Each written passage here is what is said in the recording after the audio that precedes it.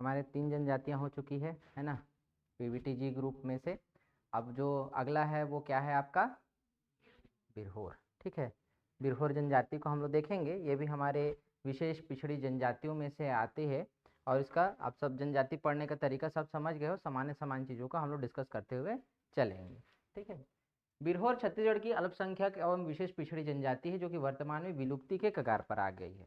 कुछ जैसी जनजातियां हैं जो लगभग क्या है ना, आपके विलुप्त होने के कगार पर हैं या जिनके संरक्षण की अति आवश्यकता है, जिसमें से आपका बिरहोर जनजाति मस्त है। ठीक है, तो बिरहोर जनजाति के विषय में जब स्टेटमेंट बनाएंगे तो एक चीज़ ध्यान में रखना कि अगर वो पूछता है कि बिरहोर जनजाति जो है वह विलुप्ति के कगार पर है, तो वो स्टेटमेंट को आप लोग को नोट करके रखना है। ठीक है, स्टेटमेंट क्या करोगे, नोट करके रखोगे। क्यों नोट करके रखोगे, जब स्टेटमेंट वाइज क्वेश्चन बनाएगा तो उसमें से एक पहला पॉइंट ये बनता है। ठीक है, एक पहला कि विशेष पिछड़ी जनजाति है, दूसरा कि विलुप्ति के कगार पर है। पहला क्या, विशेष पिछड़ी जनजाति है यानी पीवीटीजी ग्रुप में आता है, और दूसरा क्या कि विलुप्ति के कगार पर है। बिरहोर का सामान्य अर्थ होता है बनचर। क्या होता है, बनचर। बनचर का मतलब क्या होता है, जो जंगलों में या वनों में घूमने वाला। क्या होता है, जंगलों में या वनों में घूमने वाला, ये क्या कहलाता है, बनचर कहलाता है। क्या कहलाया जाता है, बनचर। ठीक है, इसी से क्या आया है, बिरहोर। बिरहोर का सामान्य अर्थ है ये। ठीक है, ध्यान रहेगा, प्रश्न अगर पूछता है कि बिरहोर का अर्थ क्या है तो क्या आंसर करोगे, इसका अर्थ है बनचर या फिर जंगलों में वनों में घूमने वाला। बिरहोर दो शब्दों से मिलकर बना है, एक बीर और दूसरा होर। कौन कौन से शब्दों से, एक बीर और दूसरा होर। बीर अर्थात वन और होर का अर्थ होता है मानव, यानी कि वनों में रहने वाला मानव या वनों में विचरण करने वाला जो मानव है वो क्या कहलाता है, आपका बिरहोर कहलाता है। क्या कहलाता है, बिरहोर। ठीक है, ये क्या है, बिरहोर जनजाति की अपनी परिभाषा है। ठीक है, किसकी परिभाषा है, बिरहोर। ठीक है, समझ में आया यहाँ तक, आगे बढ़े है ना। तो आपको यहाँ पे 2-3 प्रश्न यहाँ पे मिल गए। स्टेटमेंट में एक मिल गया, क्या, एक विशेष पिछड़ी जनजाति है, दूसरा क्या कि विलुप्ति के कगार पर है। 2 स्टेटमेंट बनते हैं। उसके बाद बिरहोर का अर्थ, सामान्य अर्थ होता है क्या, वनों में रहने वाला या बनचर, जिसको हम लोग बोलते हैं क्या, बनचर। ठीक, और दूसरा इसका अर्थ क्या होता है, वनों में रहने वाले मानव। ठीक है, वो क्या कहलाते हैं, बिरहोर। याद रहेगा। चलो अगला क्या, स्थानीय कथाओं के अनुसार इनकी उत्पत्ति का क्या रहस्य है या क्या कहा जाता है बिरहोर के विषय में। एक कोलतिन परिवार में 2 बेटियां थी। बड़ी लड़की अपने अवैध संबंध के कारण गर्भवती हो गई। एक कोलतिन लोगों का परिवार था। ठीक है, इसमें 2 बेटियां थी और बड़ी लड़की अपने अवैध संबंध के कारण क्या हो गई, गर्भवती हो गई, ऐसा कहते हैं। बच्चे को जन्म लेते ही लड़की के माता पिता शर्म के कारण एक रात उस झोपड़ी को गिराकर भाग गए ताकि लड़की और उसका बच्चा दोनों मृत हो जाए। ठीक, किंतु सुबह गांव वालों ने मां एवं बच्चे दोनों को सुरक्षित बाहर निकाला। बच्चे के नामकरण एवं छठी होने से पूर्व ही उसकी मां की क्या हो गई, मृत्यु हो गई। यहां तक की कहानी समझ में। ये क्या है, स्थानीय दंत कथाएं हैं। क्या है, स्थानीय दंत कथाएं हैं जिसके माध्यम से किसी जनजाति की उत्पत्ति या किसी भी क्षेत्र या किसी भी समुदाय के विषय में चर्चा की जाती है ना। और इन्हीं के विषय में हम लोग क्या करते हैं, थोड़ा सा परिचयात्मक या उसके ऐतिहासिक संदर्भ को देखने का क्या करते हैं, प्रयास करते हैं। ठीक है, तो एक कोलतिन परिवार था, तो कोलतिन परिवार में एक बड़ी बेटी के अवैध संबंध के कारण उसका जो गर्भ धारण हुआ और उसी से जो संतान उत्पन्न हुई, तो संतान उत्पन्न होने के बाद उसके माता पिता उसके झोपड़ी को गिरा कर चले गए, जिसको गांव वालों ने क्या किया, सुरक्षित दोनों को बाहर निकाला। और जिस दिन उसका नामकरण और छठी होने वाला था उस दिन उसकी माता की भी क्या हो गई, मृत्यु हो गई। यहां तक की कहानी समझ में आई। आगे बढ़ते हैं, क्या बोलता है। बच्चा गांव में रहकर पढ़ा बड़ा, किंतु गांव में उसे कोई भी इज्जत की नजर से नहीं देखता था तथा किसी भी प्रकार के आयोजन में उसे सम्मिलित नहीं किया जाता था।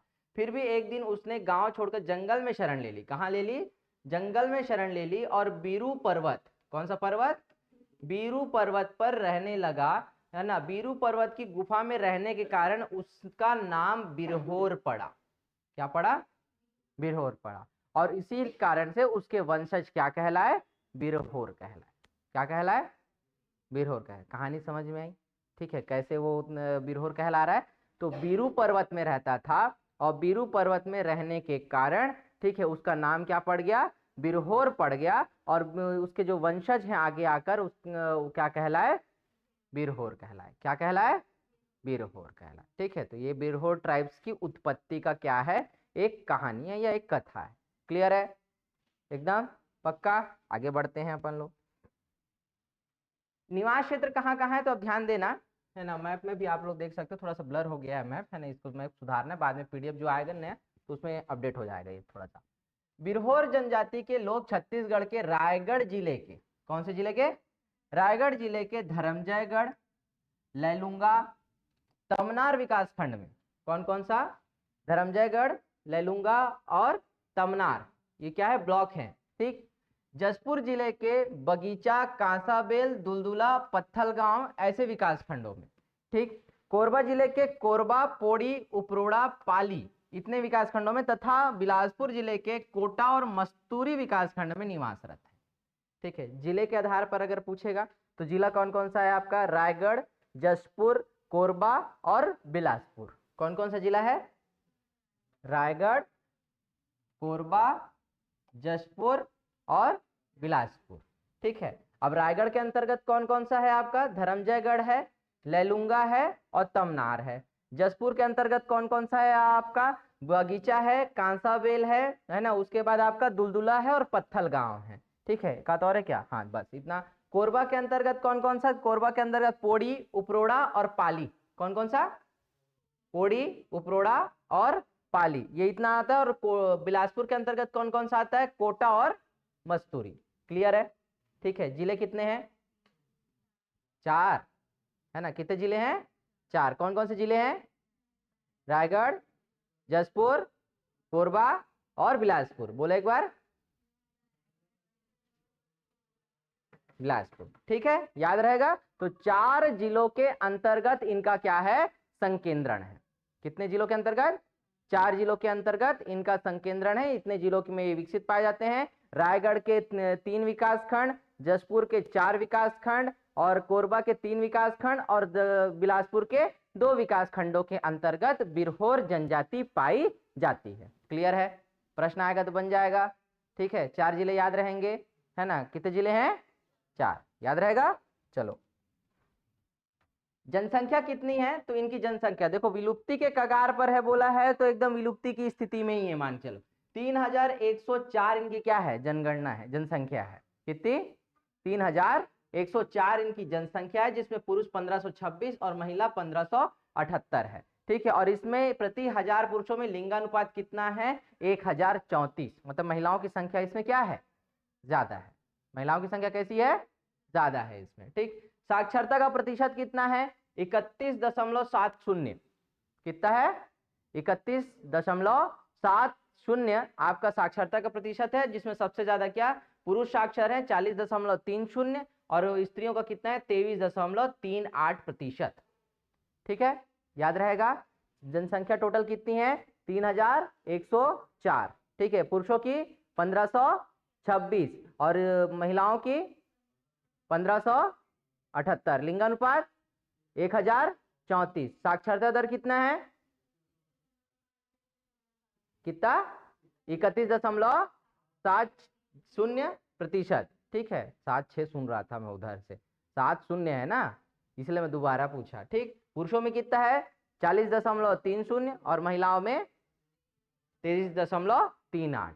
ठीक है, क्लियर है एकदम, याद रखना इसको, आंकड़े को, है ना। हालांकि बहुत ज्यादा नहीं पूछता है ये, लेकिन जरूरी क्यों है, जैसे मान लीजिए आपको ऐसे लिखने दे दिया बिरहोर पर, तो बिरहोर के ऐसे में कम से कम ये आंकड़े रहेंगे ना, तो सामने वाला जब मेंस में चेक कर रहा है पेपर, तो आपको एक ऑथेंटिक सोर्स मिला है ऐसा लगेगा ना, एक डाटा आपने दिया है ऐसा करके, तो थोड़ा सा आपको भी अच्छा लगता है कि मैंने ठीक ठाक आंसर लिखा है, और चेक करने वाला भी उसमें क्या करता है, पुष्टि करता है। ठीक, चलो अगला क्या, रहन सहन कैसा है, तो बेसिकली बिरहोर जनजाति के लोग जो है पर्वतीय क्षेत्र में रहते हैं, वनों में रहते हैं, है ना, जिस नाम से या जिस नाम के आधार पर जाने जा रहे हैं उस तरीके से। ठीक है, इन जनजाति के लोग पर्वतीय क्षेत्रों के गांवों में अन्य जनजातियों से कुछ दूर जंगल के किनारे झोपड़ी बनाकर रहते हैं। ठीक है, मिक्स हो नहीं रहते ये लोग, कैसे नहीं रहते, मिक्स नहीं रहते, दूसरी जनजातियों के साथ में मिक्स होकर रहना इनके नेचर में नहीं है। बाकी दूसरी जनजातियों से थोड़ा सा दूर हटकर, है ना, जंगलों के किनारे वगैरह पे ऐसा, या पर्वतों के किनारे आदि पे क्या करते हैं, अपनी झोपड़ी बनाते हैं निवास के लिए, ठीक है, और वहां पे एकजुट रूप से रहते हैं एक समुदाय के रूप में, ठीक है, समझ में आया। यहाँ पर ये क्या है, बाकी जनजातियों से थोड़ा सा अलग है। अगला आते हैं, निवास स्थान कैसे होता है, इनका घर कैसे बनता है। इनकी झोपड़ी घास फूस की बनी होती है, एक ही कमरा होता है तथा लोग पैरा बिछाकर सोते हैं।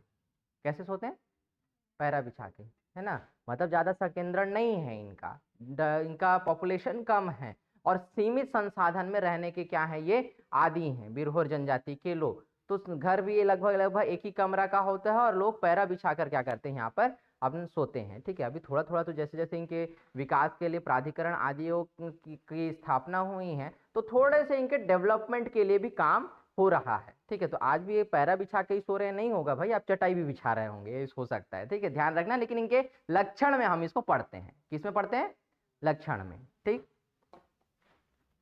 अगला क्या, वेशभूषा कैसी है, तो पुरुष सामान्यतः लंगोटी या छोटा पंछा पहनते हैं और स्त्रियां लुगरा पहनती हैं, ठीक है।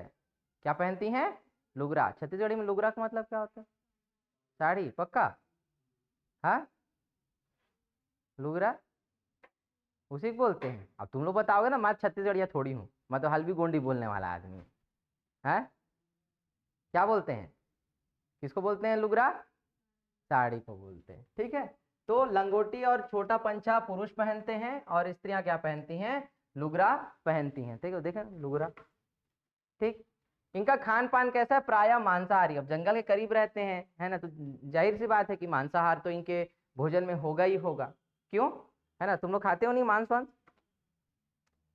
खाते हो नहीं खाते हो रे, हाँ, सर्वाहारी कौन कौन है यहाँ पे, हाँ, और जो लोग बोल रहे हो ना एकदम शुद्ध शाकाहारी हैं ऐसा करके, वो पानी में भी अमीबा होता है, ठीक। चलो, आर्थिक जीवन कैसा है उसको देख लेते हैं इनका। तो आर्थिक जीवन मुख्य रूप से या मुख्य कार्य जो है इनका क्या है, शिकार करना है। क्या है, शिकार करना, जंगली कंदमूल, भाजी, जंगली उपज एकत्र करना। यह जनजाति पारंपरिक हस्तशिल्पी भी है, ठीक है। ये कैसी है, हस्तशिल्प, कुछ ना कुछ हस्तशिल्प वगैरह का काम भी करते हैं। जैसे ये देखो, है ना, जूट से या रस्सी के, है ना, इस तरीके से टोकरी बनाना या बास्केट बनाना, ठीक है। इसके अलावा जो कृषि का कार्य है आजकल सामान्य तौर पर अपने खेत के मतलब पर्वतों के आसपास का जो क्षेत्र है वहां पर स्थानांतरित किसी टाइप का या पेदा कृषि जिसको हम लोग बोलते हैं उस टाइप की कृषि भी करते हैं लोग। लेकिन मुख्य कार्य क्या है, जनजातियों में एक शामिल जरूर होता है शिकार करना, ठीक है।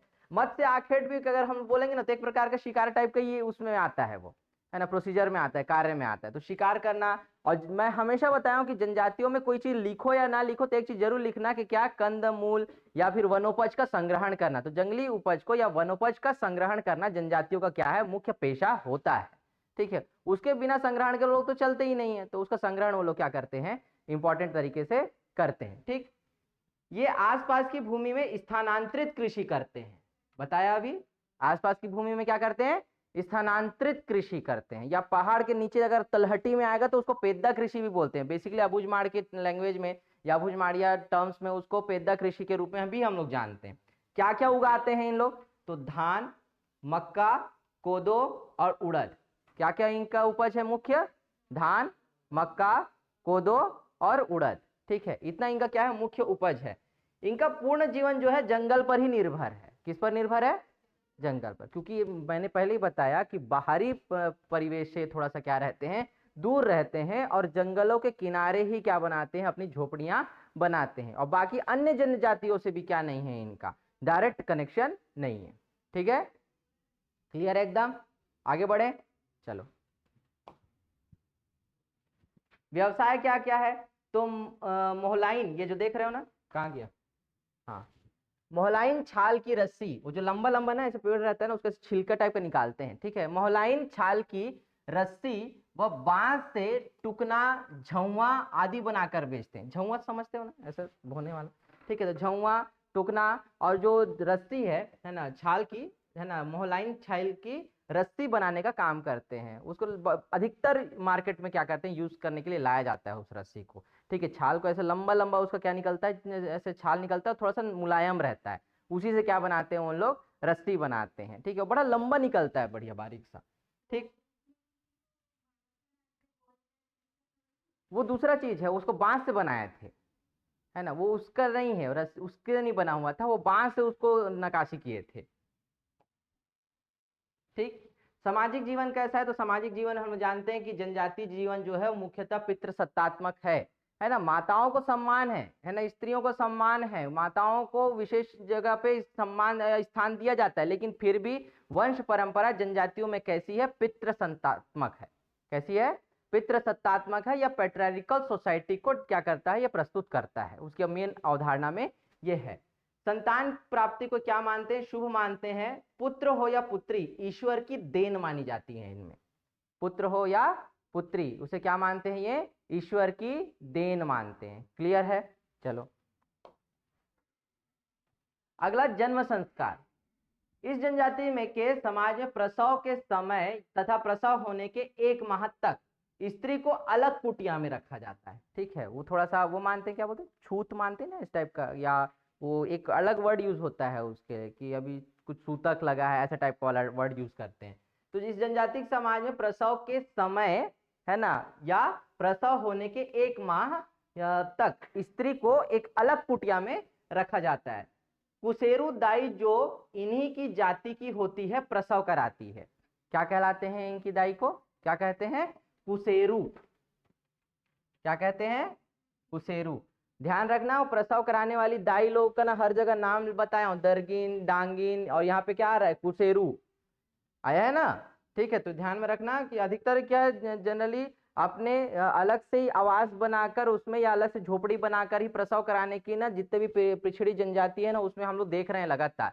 तो इस पॉइंट को पकड़ के चलना, और सबका अलग से क्या लिख लेना कि प्रसव कराने हेतु प्रक्रिया ऐसा लिखना। अबुझमाड़ में कैसा होता है, अबुझमाड़िया में, है ना, कोरवा में कैसा होता है, आपका बैगा में कैसा होता है। ठीक है, एक की दरगिन कहते हैं, एक की डांगिन कहते हैं, एक कुसेरू कहते हैं, ऐसा लिख के अलग अलग रख लेना। ठीक है, तो याद रहेगा वो।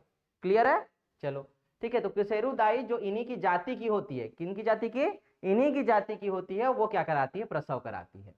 ठीक है, क्लियर है यहां तक, याद रहेगा, है ना। क्या कहलाती है, जोर से बोलो, और जोर से बोलो, भारत माता की। हाँ। विवाह हेतु लड़कों का की सामान्य आयु कितनी रखी गई है, 16 से 18 वर्ष। ठीक है, और युवतियों की आयु 14 से 16 वर्ष। विवाह का प्रस्ताव कौन ले जाता है इसमें, वर पक्ष ले जाता है। कौन ले जाता है, वर पक्ष ले जाता है। विवाह की रस्म बिहोर जाति का ढढ़ा, ठीक है, पुजारी कौन करता है, जैसे मुरिया, माड़िया, या जो गोंड जनजाति है, तो गोंड में जो कहना चाहिए कि जो विवाह की सारी रस्में जो अदा करता है वो दोषी कहलाता है। क्या कहलाता है, दोषी। वो वाला दोषी नहीं, ठीक है, तुम आरोपी, तुम दोषी करा दिए, ये दोषी नहीं, उसको दोषी बोलते हैं। क्या बोलते हैं, दोषी। उस पुजारी का वो रहता है, टाइटल रहता है। ठीक है, तो वैसे यहाँ पे क्या है, ढढ़ा। तो ढढ़ा क्या है, यहाँ पे पुजारी है जो क्या करवाता है, विवाह संपन्न करवाता है। क्या कराता है, विवाह संपन्न कराता है। तो इसको मार्क करके रख लो, है ना, कि बिरहोर में जो पुजारी है जो विवाह संपन्न कराता है वो क्या कहलाता है, ढढ़ा कहलाता है। ठीक है, क्लियर है। चलो, कौन कौन से विवाह होते हैं इसमें, ढुकू विवाह, ठीक है, उरड़िया विवाह, है ना, गोलत विवाह, ये यानी कि विनिमय विवाह, है ना, विनिमय मतलब, है ना, इधर क्या बोलते हैं, इधर गुरावट अलग होता है, विनिमय में क्या होता है, आपका एक्सचेंज होता है ना। ठीक है, एक तरफ से बेटी ले रहे हैं, एक तरफ से बेटी दे रहे हैं। ठीक है, तो ये विनिमय विवाह। विधवा विवाह, ठीक है, विवाहित स्त्री का दूसरे व्यक्ति के साथ पुनर्विवाह। ठीक है, इतनी विवाहों की क्या होती है, प्रक्रिया होती है। क्लियर है ना। विवाह अलग से और पढ़ाऊंगा, है ना, उसमें विवाह का पूरा नियम बताऊंगा। गोदना अलग से पढ़ना है तो गोदना को अलग बताऊंगा, जनजातियों की देवी देवता पढ़ने हैं उनको अलग से बताऊंगा, तो वहां पे एक बार और कंप्लीट हो जाएगा सब, सारे विवाह के प्रकार, ठीक है, सारी प्रक्रियाएं सब एक साथ वहां पे फिर आएगी। ठीक है, यहाँ तक हुआ, क्लियर है। तो ये ध्यान में रखो कि आपका बिरहोर जनजाति के विवाह की रस्म कौन पूरा करवाता है, जोर से बोलो एक बार और। हाँ, चलो, मृत्यु संस्कार में क्या होता है, मुख्यतः मृतक को क्या किया जाता है, दफनाया जाता है। परिवार में पुरुष सदस्य दाढ़ी मूंछ, है ना, ये वो हो गया, ये मूंछ आएगा। ठीक है, मूंछ सिर के बाल काटते हैं और स्नान करते हैं। ठीक है, पुरुष क्या करते हैं, दाढ़ी मूंछ बनाते हैं और सिर के बाल काटते हैं और स्नान करते हैं मृत्यु के बाद। पहले पुरानी कुटिया को तोड़कर नई कुटिया बना लेते हैं, 1 माह बाद भी रिश्तेदारों को मृत्यु भोज देते हैं। ठीक है, इसमें परंपरा क्या है कि 1 माह के बाद भी आप क्या कर सकते हो, मृत्यु भोज दे सकते हो। और पुरानी कुटिया को क्या करते हैं, ये लोग तोड़ते हैं और उसके बाद नई कुटिया बनाते हैं। ठीक है, मृत्यु हुआ है ना, तो क्या करते हैं, पुरानी कुटिया को तोड़ देते हैं, नया बनाते हैं और उसके बाद क्या है, 1 माह के बाद भी रिश्तेदारों को क्या करते हैं, ये मृत्यु भोज देते हैं। क्लियर है, आया समझ में, क्लियर एकदम। आगे बढ़ सकते हैं, सिर्फ फैक्ट को अपने को देखना है। सामाजिक व्यवस्था कैसी है, तो इस जनजाति के लोग तंत्र मंत्र जादू टोना करने में प्रवीण माने जाते हैं। ठीक है, क्या इसमें जादू टोना तंत्र मंत्र में ये क्या है, प्रवीण या पारंगत माने जाते हैं, तथा तंत्र मंत्र जड़ी बूटी के जानकार को ये क्या कहते हैं, पाहन कहते हैं। क्या कहते हैं, पाहन। ठीक है, तो ये ध्यान रखना, बिरहोर जनजाति में तंत्र मंत्र को या जड़ी बूटी का जो जानकार है वो क्या कहलाता है, क्या कहलाता है, जोर से बोलो, एक बार जोर से बोलो। हाँ, ऐसा लगता है खाए पियो नहीं हो टाइप का। ठीक, अब बिरहोर जनजाति का युवा गृह भी होता है। युवा गृह मतलब उनकी संस्कारशाला। क्या, संस्कारशाला। थोड़े से एक आयु के बाद जो है युवाओं को वहां भेजा जाता है ताकि अपनी जनजातीय संस्कृति और अपनी संस्कार को वो सीख सकें। ठीक है, तो यहाँ पर बिरहोर जनजाति का जो युवा गृह है वो गितियोना कहलाता है। ठीक है, क्या कहलाता है, गितियोना, ये ऊ की मात्रा आ गई है, क्या कहलाता है, गितियोना। फिर से बोलो, गितियोना। ठीक है, ध्यान रहेगा। तो बिरहोर जनजाति का युवा गृह क्या है, ये प्रश्न पूछा है, ध्यान में रखो, इसलिए इसको अंडरलाइन करके रखो या फिर नोट करके रखो कि युवा बिरहोर जनजाति का युवा गृह क्या है, तो क्या है। ठीक, इनका धार्मिक एवं सांस्कृतिक जीवन कैसा, देवी देवता कौन कौन होते हैं, तो इनके जो देवता है वो कौन है, सूर्य हैं। बिरहोर जनजाति के देवता कौन है, सूर्य हैं। और मेरे देवी देवता कौन है, ठाकुर देव है। कौन है हम लोग के देवता, और तुम लोग का देवता कौन है, तुम लोग का देवता कौन है रे, अरे मैं हूं रे, नहीं मिल रहा है कोई तो मेरा नाम लो, है तुम लोग का देवता कौन है, बोलो तो मैं हूं, बोलो सीधा। ठीक, इसके अलावा बूढ़ी माई, मरी माई, पूर्वजों को, पहाड़ों को, वृक्षों को आदि भी ये क्या करते हैं, उनकी उपासना करते हैं, पूजा करते हैं। ठीक है, अब गौड़ पढ़ाऊंगा ना तो समय ध्यान में रखना कौन कौन से देवी देवता होते हैं। और गांव में ना ध्यान में रखना कि जो हमारे जो छत्तीसगढ़ी परिवेश में या छत्तीसगढ़ के परिवेश में जो गांव के देवी देवता होते हैं ना वो अलग होते हैं, एकदम ध्यान में रखना। उसको सभी गांव के पूरे लोग ही पूजते हैं, उसको जरूरी नहीं कि जनजाति ही पूजेंगे। भूमियार होता है, साढ़ा देव होता है, ठाकुर होता है ना, आपकी क्या बोलते हैं, मटियारिन, मठियारिन होती है, मटियारिन नहीं कर रहा था, मठियारिन होता है। ठीक है, जो मठ की देवी होती है यार, शीतला को जिसको हम लोग पूछते हैं, तो एक मठियारिन होती है, भूमियार हो गया, साढ़ा देव हो गया आपका, फिर जैसे बड़ा वो है तालाब वगैरह है, ठीक है, वहाँ भैंसासुर होता है। ऐसे अलग अलग क्या है देवी देवता है जिसको गांव में भी सिस्टमेटिक क्या किया जाता है, पूजा जाता है। उसमें आपके सामाजिक बंधन नहीं है, गांव के सभी लोग उसकी उपासना करेंगे। अब भूमियार मतलब क्या, जो आपका भूमि का देवता है। ठीक है, जो आपका क्या कहते हैं, मठियारिन है, मतलब शीतला को मानते हैं उस रूप में, शीतला देवी की पूजा। तो हर गांव में शीतला मिलेगी, और शीतला कहाँ मिलेगी, आपके तालाब के किनारे ही मिलेगी। उसके मंदिर आप बिना तालाब के किनारे कहीं पा ही नहीं सकते। देखे हो ऐसा कोई शीतला का मंदिर जो तालाब के किनारे ना हो, देखे हो कहीं पे, एग्जाम्पल दे देना, मैं अपनी बात झुटला दूंगा। एक खास बात बताता हूँ, शीतला देवी की उपासना वैदिक आधार पर किस रूप में करते हैं, हर गांव में एक शीतला जरूर होती है। शीतला को जो है बाहरी रोग है ना, या किसी संक्रमण, या किसी कहना चाहिए कि गलत नकारात्मक या नेगेटिविटी से रोकने वाली देवी के रूप में मानते हैं। ठीक है, ये मिथोलॉजी में है, किसमें है, मिथोलॉजी में। उस आधार पर मैं आपको बताता हूँ शीतला को कैसे मानते हैं। तो शीतला देवी से जब पूजा का अर्चना करते हैं ना, तो उस समय ये कहते हैं कि हे देवी, ध्यान से सुनना ना, शीतला को क्या पूजा करते हैं कि हे देवी, कि हम तेरी उपासना करने, तेरी पूजा करने तेरे मंदिर स्वयं आएंगे, तेरे स्थान पर हम स्वयं आएंगे, तू हमारे घर मत आना, बोलते हैं। क्या कहते हैं, तुम हमारे घर मत आना। ये शीतला से उपासना करने के समय कहते हैं, क्योंकि शीतला को रोग आदि ये सब की देवी माना जाता है, उसे संरक्षण देने वाली देवी माना जाता है शीतला को। ठीक है, इसलिए हर गांव में अपनी नकारात्मकता और सारे गांव को संरक्षित रखने वाली, सारे दोषों से, सारे संक्रमणों से, है ना, सारे रोगों से मुक्त रखने वाली देवी के रूप में किसको मानते हैं, शीतला को मानते हैं, ध्यान में रखना।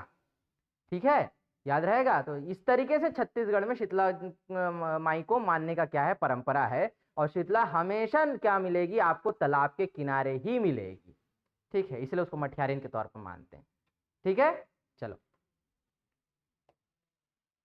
पर्व कौन कौन सा मनाते हैं ये लोग, तो नवाखानी, दशहरा, सरहुल, कर्मा, सोहराई और फगुआ। ठीक है, ऐसे त्योहार मनाते हैं।